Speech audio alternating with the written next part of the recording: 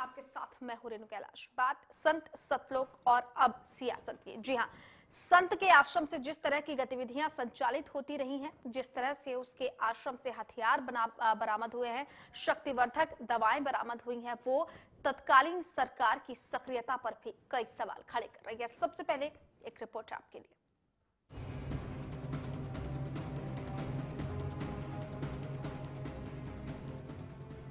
सतलोक से लॉकअप तक पहुंचे संत रामपाल के रहस्य अब धीरे धीरे खुलते जा रहे हैं। पहले तो डीजीपी ने प्रेस कॉन्फ्रेंस कर बाबा की सेहत से पर्दा उठाया और फिर बाबा की उग्र लीला से जुड़े कई खुलासे किए। जिस सतलोक को बाबा ने विशेष लोक बनाया, उस सतलोक पर फिलहाल पुलिस का कब्जा है। लेकिन कुछ समय पहले तक इसी सतलोक में बाबा रामपाल दास आश्रम की बड़ी दीवारों के पीछे छुपा बैठा था। समर्थकों को ढाल बनाकर और उनकी बलि देकर 14 दिन तक बचता आया संत रामपाल फिलहाल पुलिस की गिरफ्त में है। लेकिन सवाल है कि जिन संतों और बाबाओं को समाज का मार्गदर्शक माना जाता है, आखिर उन संतों को निजी कमांडो और हथियारों की क्यों जरूरत पड़ती है? पंजाब हरियाणा हाईकोर्ट ने हरियाणा पुलिस से आश्रम में मिले सभी हथियारों की पूरी जानकारी मांगी है। अब तक के सर्च ऑपरेशन में पुलिस ने आश्रम से हथियार, शक्तिवर्धक गोलियां, कई सीडी और पेट्रोल बम बरामद किए हैं। अब तक की हुई कार्रवाई में पुलिस संत रामपाल समेत 459 लोगों पर शिकंजा कस चुकी है, जिसमें संत रामपाल की बेटी बबीता और उसके खास सहयोगी भी शामिल हैं। बहरहाल ऐसे संतों और बाबाओं की अनैतिक गतिविधियों पर अगर सरकार समय रहते कदम उठाए तो शायद इस तरह के मामले आगे आए ही ना। हरियाणा न्यूज के लिए भरत श्रीवास्तव की रिपोर्ट। जी हाँ, तो संत रामपाल का माओवादियों से भी संबंध ये सूत्र बता रही हैं, लेकिन जिस तरह की गतिविधियां संचालित की जाती रही हैं आश्रम से, वो भी सवालों के घेरे में है। जिस तरह पेट्रोल बम बरामद किया है और आपने देखा इस रिपोर्ट के जरिए कि कैसे शक्तिवर्धक दवाओं का जखीरा भी वहां पर बरामद किया गया। एक ऐसा आश्रम जिसे सतलोक नाम दिया गया, वहां पर इस तरह के अनैतिक काम किए जाते रहे। लेकिन सवाल यही है कि कैसे ये जो पूरा का पूरा आश्रम है, कैसे उसकी गतिविधियां सरकार की नजरों से बच गई। कृष्णमूर्ति हुड्डा हमारे साथ कांग्रेस के प्रवक्ता जुड़ रहे हैं इस वक्त। कृष्णमूर्ति जी, बहुत स्वागत है आपका हरियाणा न्यूज में। धन्यवाद जी। कृष्णमूर्ति जी, अब धीरे धीरे रहस्यों से पर्दा खुलता जा रहा है। एक संत जो कि दिखने में संत जैसा था, लेकिन अनैतिक कामों का मास्टरमाइंड उसे कहा जा सकता है। सूत्र ये बता रहे हैं नक्सलियों से उसका संबंध था। शक्तिवर्धक दवाओं का जखीरा बरामद किया गया है। आखिरकार इतनी सक्रियता एक संत की कैसे बढ़ गई और सरकार को, इंटेलिजेंस को, प्रशासन को कानो कान भनक तक नहीं लगी? देखिए, हमारा जब समय था, हमने इसको 2 घंटे में गिरफ्तार कर लिया था रोहतक में, और इनका आश्रम हमने सील कर दिया था। सुप्रीम कोर्ट में जाके ये आश्रम को अपने नाम खुलवा लाया, और ये दोबारा हमने फिर भी इसको यहाँ हमने घुसने नहीं दिया। उसके बावजूद भी हमने सुप्रीम कोर्ट के आदेश के बाद भी हमने कोई न कोई सीएलपी डाल के हमने इसको रोके रखा, और हमने इसको कभी भरने नहीं दिया। ये चला गया बरवाड़ा जी। तो बरवाड़ा में भी हमारी नोटिस में तो कोई ऐसी बात थी नहीं, लेकिन सुनने में आई है कि बहुत सी बातें हुई थी जो अनैतिक बातें इसके आश्रम में होती थी। बिल्कुल, 10 सालों तक कृष्णमूर्ति हुड्डा जी कांग्रेस की सरकार थी और 10 सालों में सिर्फ बातें ही सुनी गई। क्या इस तरह की जो गतिविधियां संचालित थी उन पर कभी नजर नहीं गई सरकार की, और अगर नहीं गई तो क्यों नहीं गई? देखिए, हमने इसके सहयोगियों को जो उसमें क्राइम में संलिप्त थे सबको पकड़ा और उनके खिलाफ पर्चे दर्ज किए और उनको जेल में डाला हमने। हमने तुरंत कार्रवाई की। हमने कभी कार्रवाई करने में हम संकोच नहीं किया। जिस रामपाल को अब 45,000 लोग पकड़ने गए थे, महज 500 लोगों ने हमारे इसको पकड़ लिया, 2 घंटे के अंदर पकड़ के ले आए। लेकिन जो उसकी गतिविधियां रही हुड्डा साहब, उसको तो संचालित होने से नहीं रोका जा सका। जिस तरह से ये धीरे धीरे पावरफुल होता रहा अंदर अंदर, अचानक इसके पास इतने सारे हथियार कहां से आ गए, अचानक इसके पास सुरक्षा गार्डों की झड़ी कैसे लग गई? आश्रम को अगर आप अंदर से टटोले, जिस तरह की दीवार इसने खड़ी की है, बुलेट प्रूफ वहां पर दीवारें हैं, आखिरकार एक संत की ऐसी मोह माया, एक संत की ऐसी लीला, ये सरकार की नजरों से कैसे बची रह गई? देखिए, ये तो जांच के बाद आप किसी पे दोष लगा सकते हैं, बगैर जांच के दोष नहीं लगा सकते। आप ना तो हमारी सरकार के बारे में कुछ कह सकते जब तक कोई जांच ना हो ले। जांच हो लेने दीजिएगा, उसके बाद हम इसका जवाब देंगे। लेकिन जिस तरह की चीजें पुलिस बरामद कर रही है, जो पुलिसिया तथ्य उभर कर सामने आ रहे हैं, जो शक्तिवर्धक गोलियां, जो पेट्रोल बम बरामद किए गए, जो हथियार बरामद किए गए, आखिरकार वो कहां से आए? क्या ये इंटेलिजेंस फेल्योर नहीं रहा? ये सरकार की नाकामी नहीं रही? देखिए, ये इस सरकार की इंटेलिजेंस का फेल्योर रहा है। इस सरकार को पता भी नहीं था कि क्या क्या हुआ। सवाल यही है हुड्डा साहब, सवाल तो यही है कि सरकार की नाक के नीचे इस तरह की गतिविधियां संचालित होती रही और सरकार को पता ही नहीं चला। ये जांच होगी कि कौन सी सरकार के वक्त में यहाँ ऐसी गतिविधियां हुई, उसके बाद ही मैं जवाब दे पाऊंगा। बाकी मैं तो कह रहा हूँ कि सरकार की जो खुफिया विभाग था वो टोटल फेल्योर रहा। मुख्यमंत्री आप देख लो 10 दिन भूमिगत रहे, अंडरग्राउंड चले गए। इस समय पुलिस को हौसला देने की जरूरत थी, उनको मॉनिटर करना चाहिए था पूरे ऑपरेशन को। लेकिन वो अंडरग्राउंड चले गए, वो मीडिया से भी दूर भाग गए और उन्होंने अपने आप को बचाने की कोशिश की कि कहीं वो इस ऑपरेशन में कहीं आगे ना आ जाए, और उन्होंने फौज को दौड़ाया, आप पीछे चले गए। तो ये गलत बात है और पुलिस को उनको मनोबल बढ़ाना चाहिए था। पुलिस ने अच्छा काम किया है और वो पुलिस का मनोबल बढ़ाने में विफल रहे हैं। बिल्कुल और बिल्कुल सरकार इस मामले में विफल रही है। बिल्कुल। हुड्डा साहब, आप लाइन पर बने रहिए, हम बातचीत आपसे जारी रखेंगे। इस वक्त हमारे साथ जुड़ चुके हैं एसपी गुप्ता, पूर्व IAS है। एसपी गुप्ता जी, बहुत स्वागत है आपका हरियाणा न्यूज में।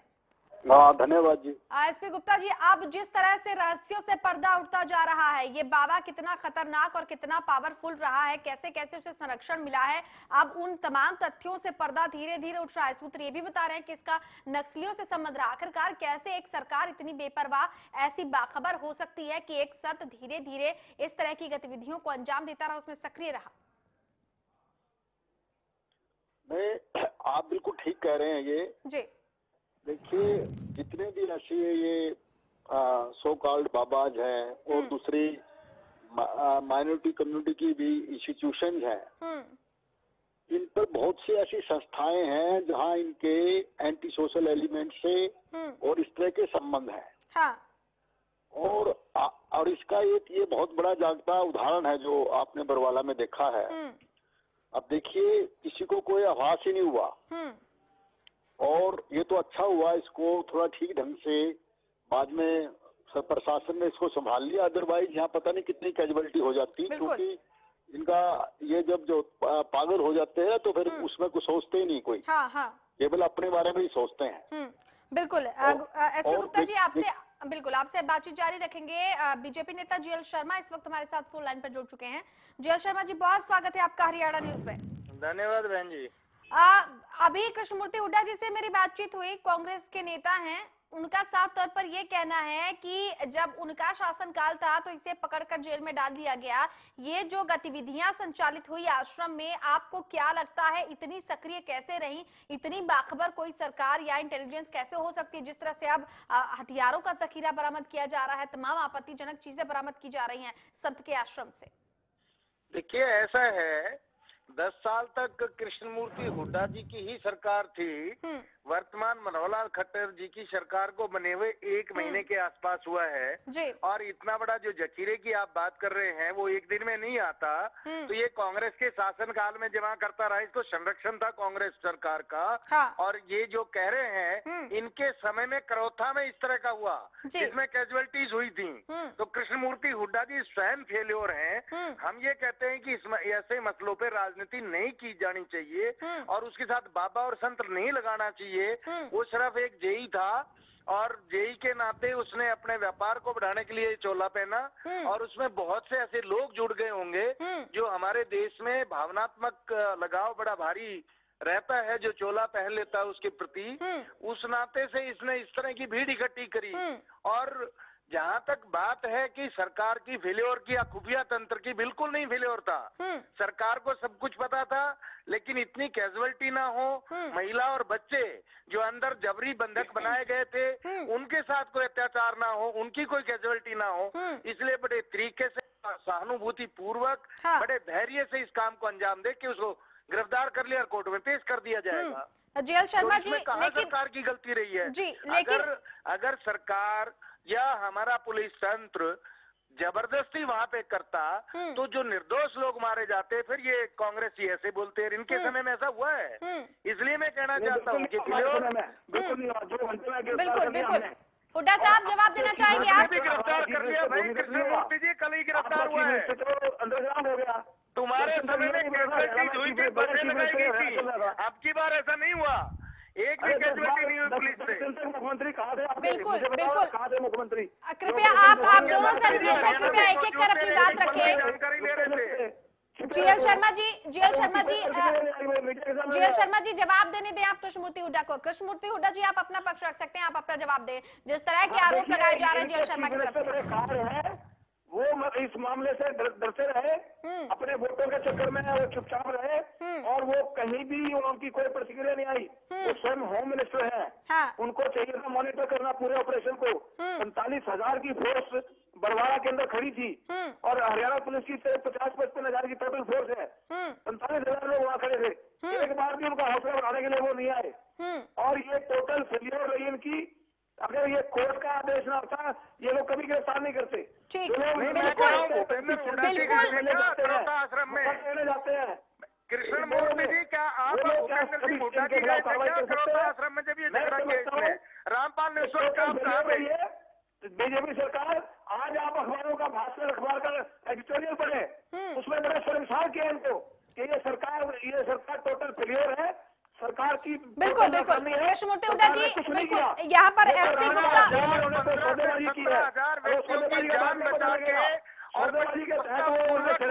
कर लिया, उसके बावजूद कांग्रेस को तकलीफ है तो अपने दिमाग का इलाज कराइए कृष्णमूर्ति जी। 15,000 महिलाओं का और बिल्कुल सामने आ गया, जब गिरफ्तार देने लगे जिस समय आगे हम गिरफ्तार करेंगे, उसको क्या मतलब है आपका? बिल्कुल चीफ मिनिस्टर आपको अनुभवहीन है, उसका कोई अनुभव नहीं है किसी बात का। बिल्कुल और बिल्कुल आप दोनों को यहाँ पर शांत कराना चाहूंगी। सियासत का ही एक सवाल था, ये प्रोग्राम सियासत पर ही बेस्ड है, सतलोक और सियासत भी खूब देखने को मिल रही है। एसपी गुप्ता जी भी हमारे साथ जुड़े हुए हैं। एसपी गुप्ता जी आपका क्या मानना है? आरोप और प्रत्यारोप की राजनीति जारी है, हर दल एक दूसरे पर आरोप लगा रहा है, लेकिन क्या वाकई ये संभव होता कि बिना किसी राजनीतिक दल के या राजनीतिक दलों के संरक्षण के एक बाबा कथित तौर पर ऐसे पनप सकता था? नहीं, देखिए आप ठीक कह रहे हैं, किसी का राजनीतिक दल का या कोई ना कोई संरक्षण तो होता है जब इतना कुछ कर पाते हैं ये लोग। हाँ। लेकिन इसमें देखिए जो अब सरकार ने जो किया है, मैं कहूँगा ये बहुत अच्छा हुआ। इस पे इतना असला होने के बाद, इतनी कुछ होने के बाद सरकार ने इसको बड़े अच्छे ढंग से टैकल किया है, अदरवाइज यहाँ इतनी कैजुअलिटी हो जाती। और जो इसमें सबसे अच्छी बात आई है, देखिए हाई कोर्ट ने जो ऑर्डर किए हैं वो इसी को संज्ञान में रख के किए हैं कि भाई जितने भी डेरे हैं स्टेट में उनकी सबकी चेकिंग की जाए, ताकि क्योंकि दिखाना ये स्थिति इतनी विस्फोटक है, कहीं भी ऐसा कर सकते हैं ये, किसी का संरक्षण प्राप्त है जब भी तो ऐसा हो पाया। तो इसलिए हाई कोर्ट ने, माननीय हाई कोर्ट ने ऑर्डर किए हैं जितने भी स्टेट में डेरे हैं और वो हो सकता है पंजाब भी उसमें उन्होंने इंक्लूड किया है, सबकी रिपोर्ट जो है वो सरकार हाई कोर्ट में देनी होगी। जी बिल्कुल देनी होगी। कृष्णमूर्ति हुड्डा जी आपके पास आना चाहूंगी। सूत्र ये बता रहे हैं कि सकलानी नाम का जो दक्षिणी हरियाणा में माओवादी का प्रमुख था, उसने बाकायदा पेट्रोल बम बनाने की यहाँ पर ट्रेनिंग दी है इस आश्रम में आकर। आखिरकार कैसी ये सक्रियता रही जो कि इंटेलिजेंस की नजरों से, जो कि सरकार की नजरों से बची रही? एक जो है माओवादी इतना सक्रिय रहा कि उसने यहाँ पर कह सकते हैं कि आत्मघाती दस्ते तक तैयार कर दिए, जो कि साफ तौर पर आपको दिखाई दिया जब फायरिंग की गई पुलिस कर्मियों पर, पुलिस प्रशासन पर। आखिरकार क्यों सोई रही सरकार? नहीं यार, तो बहुत रही हमारी सरकार के वक्त में इस प्रकार की कोई बातें नहीं थी। हमने तो इनको पकड़ के उठा के अंदर कर दिया था, 1.5 साल जेल में रहे ये लोग। और ये लोग हमेशा हमें हमारी आलोचना करते रहे कि हमने इनके साथ जाति की है। ये सतलोक आश्रम के लोग प्रवक्ता हमेशा ये कहते रहे कि भूपेंद्र सिंह हुड्डा ने जबरदस्ती हमें झूठे मुकदमे बनाए और हमें जेल में डाल दिया। लेकिन हमने जो कुछ किया वो कायदे कानून के साथ किया, नियमों के हिसाब से किया, हमने कोई गलत नहीं किया।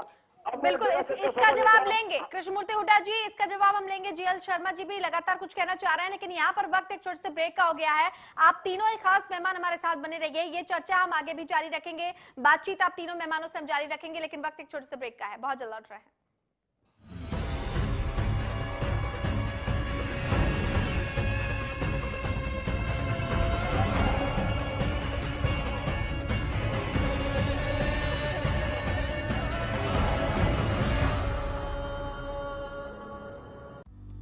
सिरसा में अब खत्म हुआ अंतर्राष्ट्रीय स्तर की शिक्षा का इंतजार।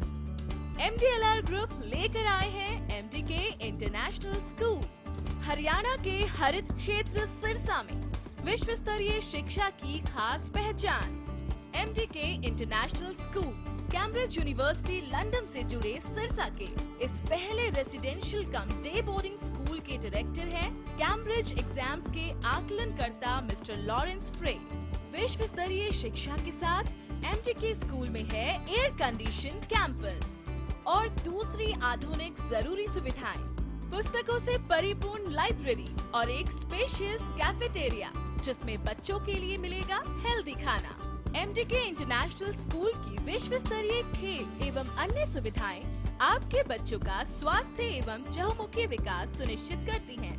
तारकेश्वरम धाम के नजदीक रानिया रोड सिरसा में। अधिक जानकारी के लिए संपर्क करें 9254136642 434445 या लॉग ऑन करें www.mdkinternationalschool.com। MDK International School, nurturing your future today. Largest campus, more than 1800 students, well-equipped workshops and labs, advanced courses, more than 30 PhD holder and experienced faculties. For more information, log on our website. Contact us for admission. Arni University, bringing ambition in life. खबर जिसका मकसद सिर्फ खबर देना ना, खबर में जानकारी भी हो, जिम्मेदारी भी। खबर जो मजबूर कर दे आपको सोचने पर, समझने पर कि आखिर असलियत क्या है। खबर जो खड़ी है सच की बुनियाद पर, और हम दिखाते हैं हर खबर का सच, क्योंकि हरियाणा न्यूज सच के साथ खबरें बेबाक। अंधकार से प्रकाश की ओर ले जाने का नाम है ज्योतिष, ऊर्जा के स्तर को बदलने का नाम है वास्तु। कौन सा रत्न देगा जीवन में उन्नति और तरक्की? लाल किताब और वेदों के वो कौन से खास उपाय हैं जिनके माध्यम से बदला जाए आपके भाग्य के सितारों को? बताऊंगा मैं आचार्य प्रदीप ज्योतिष, वास्तु और लाल किताब के इस खास कार्यक्रम आपके सितारे में। कुछ सीधे सवाल, कुछ तीखे सवाल, आपसे जुड़े हर मुद्दे पर हम करेंगे सवाल। सवालों के चक्रव्यूह में होंगी कुछ खास शख्सियतें। देखना ना भूलें चक्रव्यूह मेरे साथ।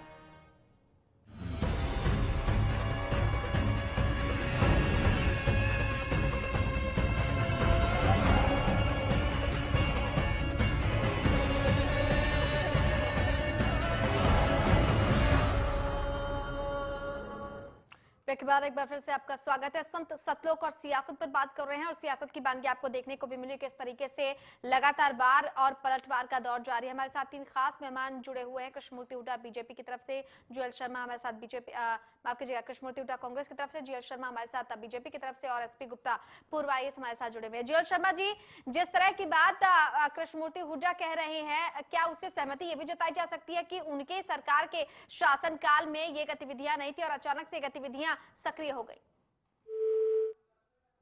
चलिए, लगता है कि संपर्क नहीं हो पा रहा है, संपर्क टूट गया है, लेकिन सवाल यही है कि संत सतलोक और सियासत का ये खेल अब जारी है। धीरे धीरे रहस्यों से पर्दा उठता जा रहा है। संत रामपाल, कथित संत जिसे आप कह सकते हैं, कथित संत रामपाल अब जेल की सलाखों के पीछे है, लेकिन सवाल यही है कि इतना पावरफुल वो हुआ कैसे? जिस तरह की खबरें सामने आ रही हैं, कहा यह जा रहा है कि माओवादियों से भी उसके संबंधित तस्वीरें भी आप देख सकते हैं, किस तरह से वहां पर शक्तिवर्धक गोलियां बरामद की गई हैं। पेट्रोल बम बनाने की ट्रेनिंग का एक माओवादी सकलानी ने दी, जो कि उस वक्त उत्तरी हरियाणा में सक्रिय था और झारखंड में भी तमाम जो नक्सली गतिविधियां थी उनको संचालित करने में इसका एक बड़ा रोल माना जाता है।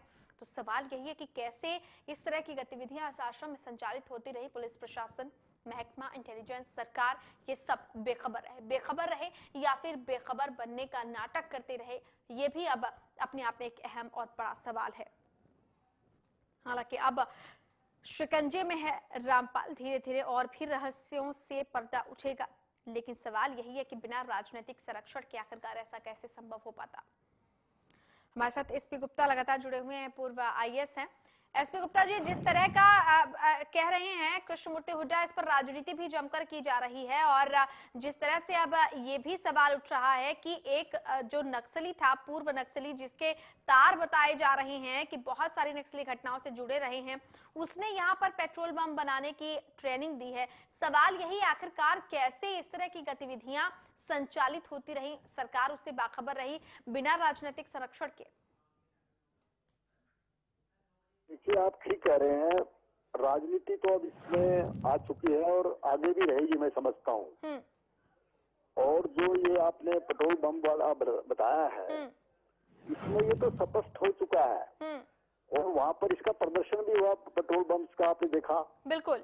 तो इससे मतलब इससे साफ जाहिर होता है ना, ये लोग जो है ना, इनके कनेक्शंस, मतलब नक्सलाइट्स हो या कोई भी एंटी सोशल एलिमेंट से इनके संबंध रहे हैं और कहीं ना कहीं इसको पॉलिटिकल सिलेक्शन भी हो सकता है, जिसमें मतलब इसलिए जो मैंने आपको ये पहले भी कहा है भाई, जो माननीय हाई कोर्ट ने जो संज्ञान लिया इस मामले में, इसीलिए लिया है भाई, इस तरह की गतिविधियां एक देखिए कैसे अलाउ होगी। सरकार की इंटेलिजेंस फेल्योर जो है पिछली सरकार की इतनी रही, इसके तो पीछे हुआ है। अभी सरकार ने तो अभी चार्ज लिया है, तो पिछली सरकार की फेल्योर रही और इतना बड़े स्तर पर हुई है, तो इसलिए इसका संज्ञान लिया गया माननीय हाईकोर्ट द्वारा। लेकिन बिल्कुल हाईकोर्ट की तरफ से संज्ञान लिया गया। बहुत अहम आदेशों की भी बात कर लेते हैं।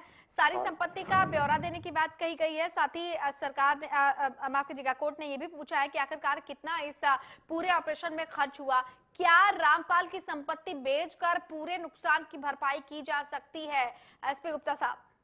नहीं, देखिए, जो इस प्रकार की ऑर्गेनाइजेशन होती है, पहली बात तो मुझे लगता ही नहीं रामपाल जी का कोई इसमें ये ऑथोराइज्ड कोई यहाँ पर कोई संपत्ति है। ये मुझे लगता है सब ग्रैब की हुई है प्रॉपर्टी इन्होंने, पंचायत की हो या वैसे की हो, रामपाल के नाम से कोई प्रॉपर्टी यहाँ मिलने वाली नहीं है सरकार को। बाकी जो है जो दूसरा खर्चा हुआ है, वो इस तरह का खर्चा मुझे नहीं लगता सरकार रामपाल से ऐसा रिकवर कर पाएगी, क्योंकि ये कहेंगे जी हमारे पास तो कुछ है ही नहीं।